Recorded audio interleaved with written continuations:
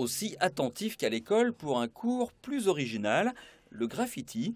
L'apprentissage se fait d'abord sur papier pour en comprendre toutes les bases. Systématiquement, on pense à du lettrage, à la bombe, à tout ça. Donc là, je leur apprends simplement à faire un petit lettrage.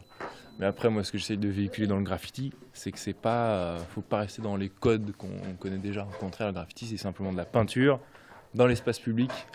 Et la créativité des élèves pourra s'étaler librement sur un mur pour un graphe de 12 mètres de long. C'est l'objectif artistique de cette semaine. Une semaine riche en connexions, du nom des rencontres hip-hop qui se déroulent en ce moment même dans les quartiers sud du Mans. Une 5e édition aux objectifs inchangés. C'est les valeurs de fête, de positivité qui sont défendues par la structure qu'est la MJC, et puis aussi qui sont les couleurs qu'on défend au sein de la culture hip-hop, et bien loin des clichés négatifs qu'on peut avoir.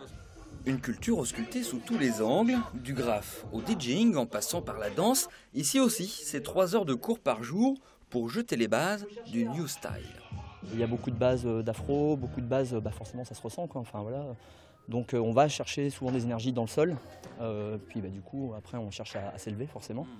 Mais c'est vraiment une danse très, très terrienne, quoi. Voilà, contrairement à la house dance par exemple, qui fait aussi partie des danses hip-hop debout, où là on est dans quelque chose de beaucoup plus aérien.